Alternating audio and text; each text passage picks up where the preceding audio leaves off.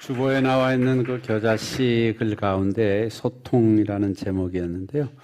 마지막 단락에 이런 내용이 있습니다. 마스크를 쓰고 소통이 사라져가는 이때 적어도 그리스도인만큼은 세상을 향해 하늘에 계신 아버지를 노래해야 합니다. 기쁨을 잊어버린 자들의 입가에 미소가 다시 피어나도록 말입니다. 이 글이 있는데요. 정말 우리 코로나로 인하여 우울한 이 시대 가운데 우리에게 기쁨과 평화와 복된 하나님의 목소리가 온 세상 열방을 향해 나갔으면 좋겠습니다. 세상 사람들이나 우리 그리스도인이나 세상에 살다 보면 다 평가를 받으며 살아갑니다. 저 사람은 어떻대? 이런 평가를 받아가고 또 우리도 그런 평가를 하기도 하면서 그렇게 살아가게 됩니다. 근데 그 기준은 사람마다 다양합니다. 평가의 기준은 일률적이지가 않습니다. 보통 그 사람의 성품이나 인간관계, 그가 이룬 성과나 업적 이런 것을 보면서 보통 평가를 하게 됩니다. 그러나 하나님은 그가 얼마나 경건하게 살았는가, 하나님 앞에서 그의 삶이 어떤가를 가장 중요하게 여기시며 평가를 합니다. 아마 성경 안에서 하나님이 자랑하고 싶을 만큼 평가를 받았던 사람이 바로 욥입니다. 그래서 우리가 욥기서를 지금 묵상해 가고 있는데 욥기서를 통해서 욥과 같은 삶을 우리가 배워야 될 필요가 있습니다. 우리 애니메이션으로 욥기서를 아주 잘 말씀해 준 내용이 있더라고요. 그래 한번 우리 보시면서 욥기서에 대한 이해를 돕도록 하겠습니다.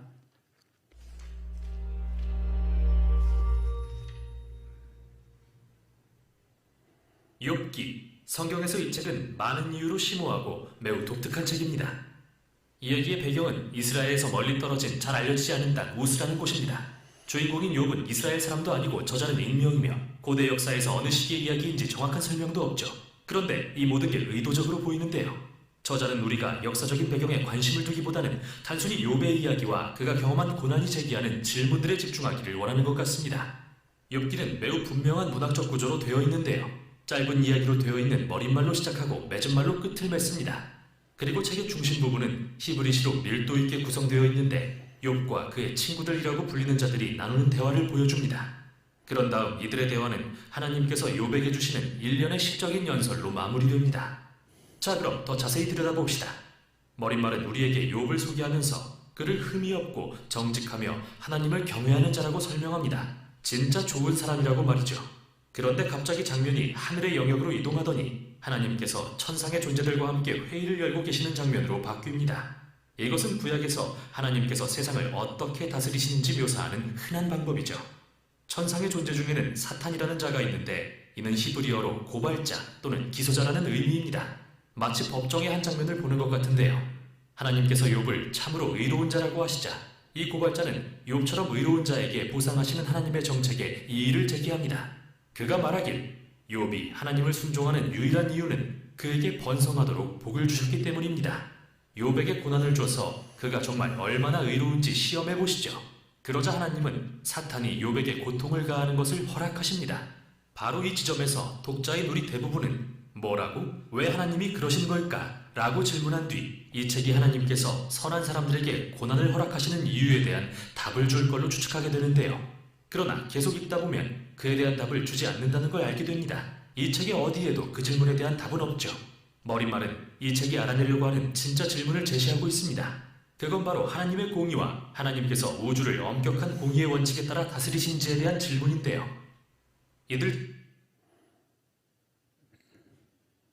그 정도면 됐습니다. 욥기서를 묵상하고 있는 가운데 욥기서는 시가서 중에 하나이죠. 욥 시편 잠언 전도하가서 그 시가서 가운데 하나인데 이 시가서들은 쉽게 말해 시로 많이 구성되어 있고 인생 사는 이야기를 주로 하고 있는 내용입니다. 근데 그 안에 인생 사는 이야기뿐만 아니라 우리 내면의 심성에 대해서, 인간의 심성에 대해서도 잘 기록해 있고 드러나 있는 부분을 볼 수가 있습니다. 전도서는 자비로운 아버지가 아들에게 주는 교훈이고요. 욥기는 고난당한 이야기, 잘 아시는 내용입니다. 잠언은 아버지가 아들에게 주는 그런 시입니다. 교훈입니다. 영어로는 욥을 J-O-B 이렇게 쓰는데 J-O-B를 우리가 좁으로 씁니다. 그냥은 J-O-B 하면 잡이 됩니다. 잡이 돼서 직업, 직장 뭐 이런 부분이 되는데 우리 인물을 말할 때 그냥 욥이라고 읽는데 이 욥기입니다. 그래서 우리가 이 욥에 대해서 욥에 대해서 우리가 배우게 됩니다. 기록 시기는 아브라함 때인 4,000년 조금 전 뭐 이렇게들 말해요. 굉장히 오래된 욥이 성경의 중간에 나왔다 그래서 그들과 같은 시대에 살았던 것이 아니라 오래전에 아브라함 시대에 그렇게 살았던 사람으로 기록되어 있습니다. 근데 그 이름은요, 고난당하는 자, 또 미움을 받는 자. 저는 이 부분을 보면서 부모님의 이름을 이렇게 지었지? 아들을 낳고 여러분 한번 고난이라고 한번 지어보세요. 고난이, 또 미움이. 근데 그렇게 이름이 지어져 있습니다. 그 이름 때문인지, 하나님의 계획 때문인지, 고난당하면서 아는 사람들에게, 친구들에게까지 미움을 받는 사람으로 그렇게 살아갑니다. 뭐 좋은 뜻이 아니지만 명실상부한 거예요. 이름대로 사는 삶. 그를 통해서 하나님은 그러나 하나님의 소중한 뜻, 하나님이 고난 가운데 어떻게 일하시는지를 잘 보여주고 있는 책입니다. 아브라함 이전의 사람이기 때문에, 아브라함보다 조금 전의 사람이기 때문에 우리가 오래된 사람이라는 걸 알 수 있죠. 이 신약 성경에서 야고보서에서 욥에 대해서 기록을 하고 있어요. 어떤 사람은 욥이 가상의 인물이 아닌가. 그런데 신약 성경에 기록함으로 그는 가상의 인물이 아니라는 것을 말합니다. 우리 한번 같이 읽겠습니다. 보라, 시작. 보라, 인내하는 자를 우리가 복되다 하나니 너희가 욥의 인내를 들었고 주께서 주신 결말을 보았거니와 주는 가장 자비하시고 긍휼히 여기시는 이시니라. 인내하는 자를 우리가 복되다 하는데 욥의 인내를 들어서 알고 그가 인내 가운데 또 하나님이 주신 아름다운 결말도 우리가 보게 했다고 야고보서 기자는 말하고 있습니다. 그래서 하나님께서 고난을 당하게 하시지만 어떻게 위로하시고 회복시키시며 그를 통해서 어떻게 더 고귀한 삶을 살아가는지를 우리들에게 보여주고 있습니다. 아마 욥처럼 의롭게 산 사람도 없고 욥처럼 고난을 많이 받은 사람도 없을 것입니다. 의인이든 악인이든 고난을 받을 수 있습니다. 요즘 번영신학은 사람에게 고난도 없고 어려움도 없고 정말 꽃길만 걷는 것처럼 이렇게 말하지만 실은 그렇지 않습니다. 사람마다 다 고난의 길들이 있고 어려운 시간들이 있습니다.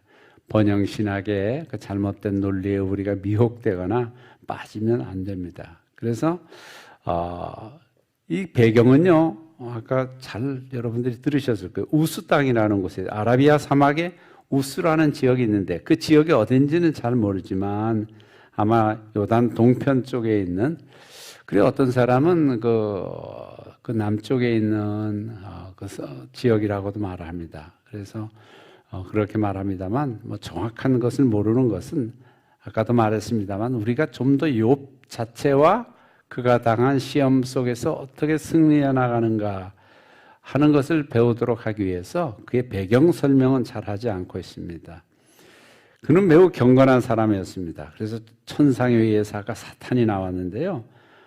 뭐 이런 천상회의가 그렇게 있을지 모르겠습니다. 하여튼 사탄과 하나님이 천상회의를 하는데, 하늘에서 회의를 하는데 거기 사탄이 이제 고자질하는 자 뜻 그대로 고자질을 하는 거예요. 하나님이 너 욥처럼 의로운 사람을 보았느냐? 하나님을 그렇게 경외하는 사람을 보았느냐? 그렇게 자랑을 하니까 사탄이 뭐라고? 하나님이 너무 잘해 주셔서 그래요. 너무 복 주시고 건강하게 하시고 자녀도 많고 그렇게 했기 때문에 그가 그렇다는 것을 말합니다. 그래서 그 다음부터 그럼 네 마음대로 해봐. 그래서 이제 대신 목숨은 꼭 지켜줘야 된다. 이렇게 말을 하는데 그 다음부터 이제 고난이 각종 어려운 고난이 다가옵니다. 고난 다가올 때 친구들이 와서 위로를 하죠. 그러나 진정한 위로가 아니었습니다. 그래서 그것이 위로가 되지도 못하였고 결국은 하나님이 나타나 말씀해 주시는 것으로 마무리되어 있습니다. 그런 면에서 욥을 소개하면서 이런 평가를 받는 사람들이 많지 않은 것을 알게 됩니다. 그래서 우리는 욥을 보고 배워야 될 것입니다. 근데 그 처음에 바로 오늘 읽은 1절서부터 5절에 욥이 어떤 사람인가를 그의 배경과 함께 가정과 함께 잘 설명해 주고 있습니다. 첫 번째는요, 온전한 성품과의 삶, 온전한 인격과 삶을 살았던 사람이었다고 말해줘요. 그래서 인터그레이티라는 말을 썼는데요. 1절에 이렇게 나옵니다. 그 사람은 온전하고 정직하여 하나님을 경외하며 악에서 떠난 자더라. 그렇게 말하고 있습니다. 중요한 것도 아니고 확실치도 않은 다른 부분들, 뭐 우스가 어디냐, 실제 인물이냐 아니냐보다도 우리가 하나님께서 정보를 미공개하신 것은 하나님의 뜻이 있으므로 우리가 받아들이는, 이런 일에 너무 마음을 쓸 필요가 없어요. 욥 자체에 집중하시고 그것에서 일어나는 일들에 집중하시고 교훈들에 집중하시면서 마음을 배워야 될 것입니다. 그런데 처음에 온전하고 정직하여 이렇게 나옵니다. 온전하고 정직. 그래서 브레임네스와 업라이트 두 가지를 쓰고 있는데요. 먼저 비난받을 일이 없고 바르고 정직하다. 브레임네스가 그런 말이고요. 비난받을 일이 없다. 얼마나 온전한 삶이에요. 비난받을 일이 없는 사람이 얼마나 있겠습니까? 정직하다는 말은 잘못된 길로 가지 않고 정말 올곧게 바른 길만을 살아가는 바른 성품 사나이였던 것을 말해주고 있습니다. 그래서 그가 하나님을 경외하기에 그런 삶을 살았다는 것을 성경은 간과하지 않습니다. 정말 코람데오의 삶입니다. 코람데오 많이 들으셔서 아시죠?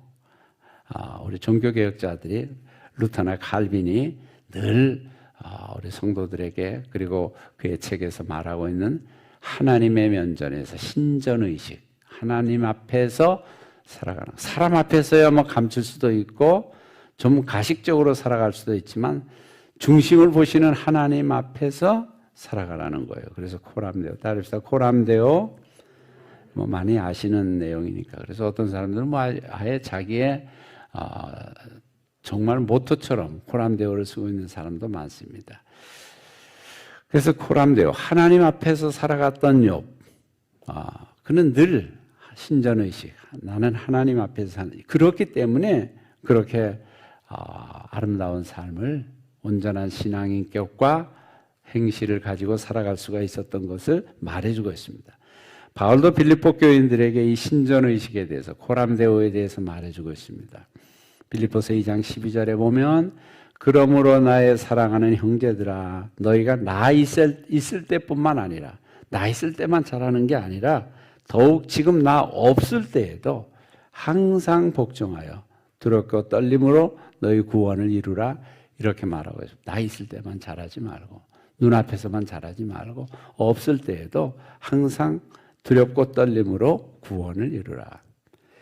그러기에 바로 이어서 하나님을 경외한다는 말이 나옵니다. 하나님을 경외하며 악에서 떠난 자더라. 온전하고 정직한 것뿐만 아니라 하나님을 경외하며 악에서 떠난 자다. 그렇게 살 때 악에서 비로소 떠날 수 있다는 겁니다. 죄의 길에서 벗어나 온전한 거룩한 삶을 살아갈 수 있다는 거예요. 여러분, 성경이 이렇게 기록하면 얼마나 놀라운 일입니까? 한 사람을 평가하되 악에서 떠난 자다, 죄를 찾을 수가 없다, 이렇게 표현하는 건 말이에요. 성경은 욥이 온전한 사람이라고 말합니다. 제가 즐겨 쓰는 인터그리티가 이 사람의 품성에 있었다는 겁니다. 인터그리티는 거기 있는 것, 진정성, 무결성, 완전성, 성실성, 인격적 통합성, 뭐 일관성, 진실성, 이렇게 여러 가지 좋은 말들이 다 있기 때문에 어떻게 한 단어로 말할 수 없어서, 우리 단어로는 그것을 번역할 수가 없어서 그냥 인터그리티 이렇게 말하는데, 영어권에서는 인터그리티를 가진 사람이다 그러면 최고의 칭찬, 찬사, 신뢰의 표시라는 겁니다. 얼마나 좋습니까? 그런데 욥이 바로 그런 사람이라는 겁니다. 정말 우리는 이런, 우리가 생각하기에 굉장히 불가능하고 힘든 그런 모습입니다만은 욥이 그런 신앙을 가졌다. 코람데오의 신앙. 굉장히 어려운 말들을 많이 듣고 가시는 것. 따라서 코람데오, 인터그리티. 이 신앙을 가지면 우리도 욕과 같은 사람이 될 것이다. 우리 성결교회는 웨슬레의 성화론을 중요한 교리 가운데 하나입니다. 그래서 성결교회예요. 성결이 성화되어 가는 그 과정에서 성결이 역할을 하는데요. 성화론은요, 우리가 성령님을 의지하고 지금 여기에서 순종하며 살려면 우리는 거룩해져 간다는 겁니다. 거룩한 삶, 성결한 삶을 사라져 갈 수 있다는 겁니다. 중요한 단어가 또 하나 나옵니다. 지금 여기에서, here and now입니다. 여기에서 지금. 여러분들이 지금 있는 이 자리에서, 어디서든지 있는 바로 그 자리에서 거룩하게 사라져 가면 거룩한 성화는 이루어져 간다는 겁니다. 여러분들이 있는 곳에서 항상 신전의식, 하나님이 나를 보시고 계시지, 하나님이 나의 모든 것을 듣고 계시지, 하나님이 나와 함께 하시지, 그 신전의식을 가지고 here and now, 지금 여기서 살아간다면, 순간순간 살아간다면 욕과 같은 온전한 사람으로 설 수 있을 것입니다. 근데 그뿐만 아니라 그는 거룩한 부자였습니다. 따라서 거룩한 부자. 그냥 부자가 아니라 거룩한 부자. 하나님이 구별하셔서 하나님의 사람으로 부여한, 그가 있었던 소유물들을 2절, 3절에서 잘 말해주고 있습니다. 자녀는 몇 명이죠? 자녀? 남자 7, 여자 이상하네. 아들 7, 딸 3, 10명입니다. 10은 뭐 완전수 아니겠습니까? 그래서 완전을 상징하고 있고요. 10명씩 낳으시기는 어렵지만 우리가 하여튼 이렇게 10명이 있는 욥을 보면 얼마나 부럽습니까? 그 당시만 해도 다산이 최고의 축복입니다. 지금은요? 지금도 다산은 큰 축복입니다. 제가 우리나라 출산율 혹시 아시는 분, 우리나라 출산율이 1이 될까요? 안 될까요? 안 되죠. 1이래야 둘이 만나서 한 놈 낳고 마는 거잖아요. 0.84입니다. 0.84. 그러니까 이러면 이게 종족 자체가 멸망해 가는 거예요. 왜? 둘이 만나서 한 사람도 안 나니까. 능력 있는 분들은 지금이라도 기도하시면서 준비하시면 좋겠어요. 니제르는 7명이라 그래요. 7명. 특별히 이슬람권 지역은 많이 났습니다. 엄청 났습니다. 그래서 우리가 굉장한 위기에 있는데 우리 모두가 다 마찬가지입니다. 이 욥이 10명의 자녀가 있었다는 것, 큰 축복 가운데 하나입니다. 그래서 우리 성경 시편 127편 제가 아주 좋아하고 여러분 잘 아시는 말씀이에요. 보라, 자식들은 여호와의 기업이요 태의 열매는 그의 상급이로다.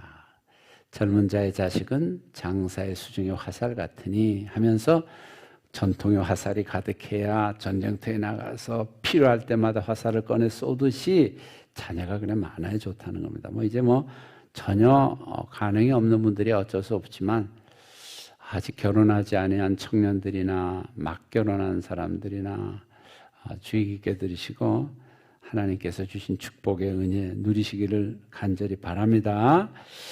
어제 황태음 전도사도 어제 결혼했는데 35세 결혼해서 제가 줄여서 할 때 그 얘기는 못했습니다만 좀 많이 났으면 좋겠어요. 가능하면.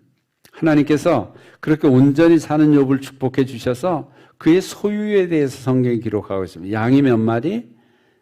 양이 7,000마리입니다. 양이 7,000마리. 화려한 의복과 풍부한 양식을 제공해 주는 양이 7,000마리. 낙타는 3,000마리입니다. 이동수단이죠. 그 당시에 교통수단입니다. 그래서 양은 7,000마리, 낙타는 3,000마리, 소는 500결이. 500결이 몇 마리죠? 1,000마리죠. 1,000마리. 또 그것은 땅을 갈고 농사를 짓고 고기를 제공해 줍니다. 암낙이 500마리. 왜 굳이 암낙이라 그러지? 암낙이라 그랬을까? 이건 무슨 뜻이죠? 새끼를 막 낳을 수 있는 아기들이 그렇게 500마리가 있다는 겁니다. 거기 수십 배가 될 수 있잖아요. 그래서 암낙이 500마리. 종, 땅을 읽으며 모든 일을 하는 종이 있었다. 그래서 그의 명성, 그의 부유한 명성, 하나님이 함께 하시고 의롭고 경건하게 살 뿐만 아니라 부유하다는 명성은 그 근동지방만 아니라 먼 곳까지도 들려졌다는 겁니다. 그는 거룩한 부자라는 소문이에요. 여러분, 우리 교회 성도님들도 기업과 가정을 통해서 욥처럼 거룩한 부자 되시기를 주의 이름으로 축원합니다. 제가 몇 번 금병산 예술촌에 우리 예예동산을 말씀드렸을 거예요. 그래서 제가 국민일보에 마침 신문에 났더라고요. 그래서 제가 그걸 찾아봤는데요. 금병산 예술촌 혹시 다녀오신 분 없으시나요? 예예동산 갔다 오신 분? 그 예예동산은요, 항상 오픈해 놓고 누구나 와서 쉬고 먹고 자고 갈 수 있도록 해 놓습니다. 거기에는 권태환 박사님, 서울대학교 철학과 교수였었던 권태환 박사님이 거기에서 계시고, 지금 보니까, 근데 제가 참 이 병이 올까봐 걱정을 많이 했는데, 파킨슨 병이 오셔가지고, 이제 어디 조용한 데 가서 은퇴하고 일생을 보내야 되겠다. 그래 찾아온 것이 이 금병산입니다. 금병산 예술촌인데, 거기 권태환 박사님이 여든이 80이시더라고요. 그리고 대한민국 기독교예술대상 대상을 받으셨던 유명의 권사님, 화가이십니다. 화가. 여러분 한번 그림 보시면 너무나 그 안에 가면 저 그림, 저 뒤에 있는 분이 권태환 박사님과 유명의 권사님이고 밑에 있는 그림이 화가이신 유명의 권사님이 그리신 그림이에요. 근데 그 예동산 잘 집을 지어 놓고요. 그 예동산에서 많은 나그네들을 그곳에서 쉬게 합니다. 대접합니다. 자기에 있는 모든 것을. 어느 정도 뭐 그분이 가지신 재력이 있으니까 그게 가능하겠죠. 그래서 나그네를 대접하며 공개합니다. 아름다운 공동체를 이루고 삽니다. 왜 예인가? 예수 안에서 예수를 한다. 예수를 하는데 예수 안에서 예수를 하는데 예예고, 하나님이 말씀하실 때 어떻게? 항상 예예 한다. 그래서 예예동산. 이름 너무 잘 지신 것 같더라고요. 예예동산으로 이름을 지어놓고 활짝 문을 열어놓고 있습니다. 그래서 수많은 나그네와 성도들이 이 집에 와서 잠자리와 식탁을 나누면서 권 박사 부부와 도란도란 얘기를 나누고 했던 그런 것을 들을 수가 있었습니다. 얼마나 참 귀한 삶을 사시는지 몰라요. 그런데 이렇게 소유를 말한 다음에 오늘 성경은 욥에 대해서 이 사람은 동방 사람 중에 가장 훌륭하였던 자라고 말합니다. 욥이 뭐 자기의 배를 채우기 위해서 그랬던 것 아니죠. 그래서 부가 많았던 것 아닙니다. 이웃과 더불어 하나님의 나라를 위해서 부유하고 경건한 삶을 살아간 아름다운 모델이기 때문에 그렇습니다. 즉 거룩한 부자였기 때문에 그렇습니다. 근데 욥의 이 경건은 개인의 경건으로서만 끝나지 않습니다. 자식들이 많으면 뭐합니까? 자식이 많으면 가지 많은 나무에 바람 잘 날 없다고 걱정 근심 더 많아질 텐데, 그러나 욥의 가정은 10명의 자녀가 있지만 그렇지 않습니다. 욥의 가정은 굉장히 화목한 가정입니다. 4절 우리 한번 같이 읽겠습니다. 4절 시작. 그의 아들들이 자기 생일에 각각 자기의 집에서 잔치를 베풀고 그의 누이 3명도 청하여 함께 먹고. 그러니까 10명이 자기 생일이 되면 모두를 초청해서 먹고 마시고 했다. 마셨다는 건 뭐 오해하지 말고 들으세요. 먹고 마시곤 했다. 잔치를 베풀어서 파티를 했다. 그래서 분가하여 살고 있었던 것으로 알려져 있는데 형제 간의 우애가 매우 돈독했다는 거죠. 그러기에 생일만 되면 10남매의 가족이 얼마나 많겠어요. 자녀들도 있고 초청해서 함께 먹고 마셨다. 우리 잠언서에 있는 말씀이 그대로 이루어지는 것 같아요. 채소를 먹으며 서로 사랑하는 것이 살진 소를 먹으며 서로 미워하는 것보다 낫다. 그래 화목한 가정이었다. 많은 재물이 있으면 화목하기 쉽지 않습니다. 예컨대 우리 모 그룹의 형제의 난 볼 수 있어요. 형제끼리도 재산 싸움 하는 거예요. 돈 앞에 평화가 없다는 겁니다. 이 부분은 가정의 달에 자주 나눌 수 있는 말씀이고요. 마지막으로 욥은 자녀들을 믿음으로 잘 세웠습니다. 어떻게 세웠습니까? 5절에 보면 그것을 이야기하고 있어요. 만약 그 파티가 있었던 날, 파티를 통해서 뭐 포도주를 마시고 취할 수도 있고 그럴 수 있기 때문에 자녀들이 그렇게 하면 잔치가 끝나면 가족들이 서로 흩어지게 되죠. 그때 이제 한 명 한 명 놓고 부지불식간에도 혹시 자기도 모르는 사이에 죄를 범하였을까봐 이 욥은 자녀들 명수대로 번제를 10번의 번제를 드리는 거예요. 얼마나 참 귀한 삶입니까? 여러분 늘 말씀하시듯이 알고도 모른 죄, 모르고도 지은 죄 있잖아요. 알고 지은 죄보다는 아마 자녀들이 모르고 지은 죄가 있을까봐, 모르고라도 지은 죄가 있을까봐 그러는 거 아니에요. 다 죄는 죄죠. 잔치하느라 포도주에 취해서 혹시 하나님께 범죄하였을까? 또 형제들에게 범죄하였을까? 욥이 걱정하는 거예요. 그래서 경건한 가정, 신앙 면문 가정을 이루고 있습니다. 마지막 말씀이 압권입니다. 우리 한번 같이 해보겠습니다. 욥의 행위가 항상 이러하였더라. 다시 한번요. 시작. 욥의 행위가 항상 이러하였. 잠시만 하는 것은 가능해요. 흉내도 낼 수 있고 가식적으로도 할 수 있어요. 근데 항상 그랬다는 거예요. 항상. 그의 일생을 통해서, 그의 삶을 통해서 항상 그랬다. 영적인 제사장으로서, 가정의 제사장으로서 욥은 그의 행위를 통해서 가족들을 그렇게 아름답게 세우고 그의 삶을 통해서 하나님을 기쁘시게 해드리는 일이 항상 그러했다라고 말하고 있습니다. 욥의 거룩함이 우리에게도 필요하고 코람데오의 신앙도 필요합니다. 제가 오늘 좀 어려운 말씀들 자주 했기 때문에 아시고 인터그리티, here and now, 코람데오 좀 어려운 말이고 제가 이걸 기막히 생각이 됐어요. 한번 따라해봅시다. 인터그리티, here and now, 코람데오. 이 방언을 하려면 이걸 빨리빨리 인터그리티, here and now, 코람데오 그러면 주위에 있는 사람이 저 사람 방언하네 그럴 것 같아요. 근데 중요한 거거든요. 우리도 욥처럼 코람데오의 삶, 하나님 앞에서 거룩하고 아름다운 삶, 그런 삶이 되시기를 주의 이름으로 축원합니다. 기도합니다. 하나님 감사합니다. 오늘 말씀을 통해서 욥을 배울 수 있도록 도와주셔서 감사합니다. 욥도 우리와 똑같은 성정을 가진 사람이었기에 친구들이 비난하면 화도 내고 참 분노도 폭발할 때도 있었습니다. 그러나 그의 삶은 하나님 앞에서 끊임없이 성장해갔고 거룩한 신앙 인격을 세워서 하나님 보시기에 완전하고 사람들에게도 아름다운 삶을 전해주었습니다. 우리가 이 욥을 요즘 묵상하고 있습니다. 욥을 통해서 주시는 그 하나님의 은혜, 또 욥을 닮아가는 신앙 인격자들 다 되도록 축복해 주시옵소서. 예수님의 이름으로 기도드립니다. 아멘.